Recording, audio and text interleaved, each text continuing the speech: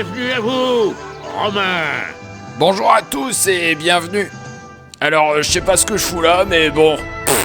Après tout, je suis l'expert de la lignée Chesbeau. C'est une grande famille, encore bien connue aujourd'hui, et surtout dans le domaine de l'imposition. Le premier de la lignée était Sir Alix Ier Sesterce. Il a vu une opportunité, et puis, c'est fini. Je viens percevoir l'impôt dû à César. Rassure-toi, cet argent sera bien utilisé.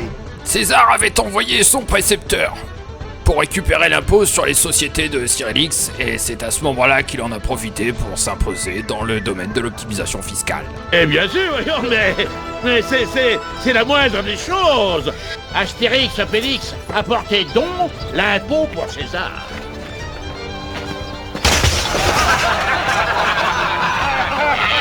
Alors forcément, ça n'a pas plu beaucoup au fisc. Ah, c'est moi ce village!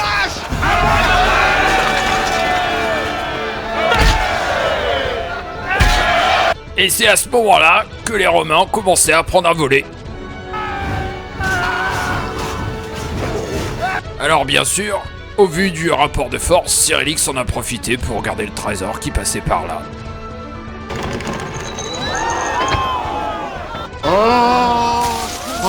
Mon trésor! Dès lors, vous pouvez vous en douter, César a envoyé ses contrôleurs fiscaux.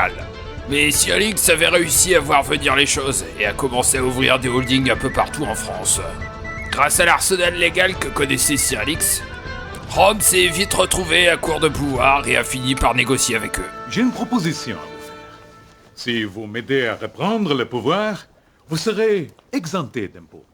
Bien sûr, Sir Alix en a profité pour s'imposer encore et toujours dans la fiscalité. Qu'en dis-tu, chef? Ah, c'est très intéressant, mais ce serait peut-être encore mieux si Petit Bonhomme devenait zone franche, avec possibilité de défiscalisation pour les entreprises.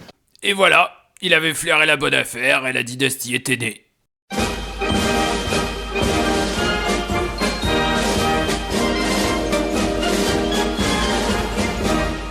Et toutes les entreprises des nobles des cours européennes se sont arrachées ses services.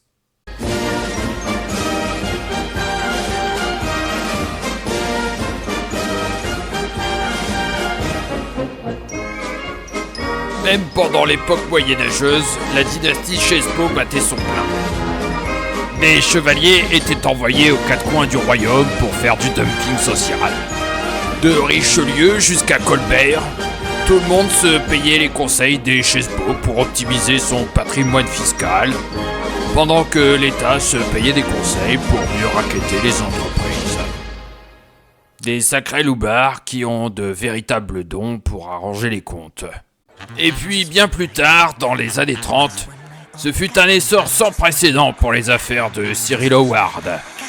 La mise en place de la prohibition fut l'un de ses meilleurs placements, avec de grandes fêtes dans de grands châteaux pour blanchir tout un tas de pognon. C'était une sacrée époque, tout le monde s'arrachait les fêtes somptueuses du grand Cyril Howard. Jamais on n'avait vu un tel charisme et un tel sourire si somptueux. Un grand magnat de l'économie, capable de vous vendre n'importe quel produit financier. Ainsi, la grande dynastie Chesbeau faisait partie des familles les plus fortunées du monde. Et puis, dans les années 70-80, la famille a commencé à s'intéresser à l'informatique. Et alors là, ils ont commencé à faire des milliards de transactions sous le radar de toutes les institutions économiques de régulation et de contrôle. Un véritable boom. Il y avait du fric partout. Ils faisaient la fête dans tous les endroits du monde.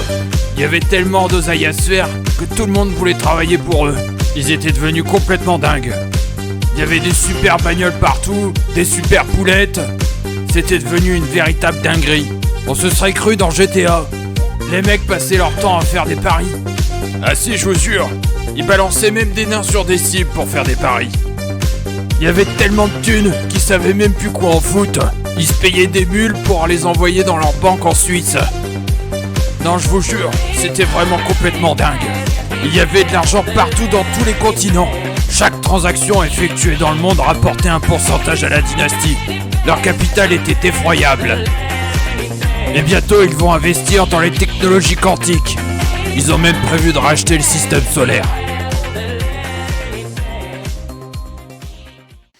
Encore aujourd'hui, cela reste la plus grande capitalisation mondiale.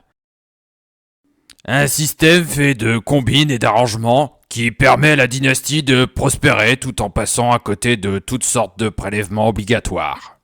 Et voilà, c'était l'histoire de la dynastie Chesebro. Il y a encore tant à dire, mais cela sera pour un prochain épisode.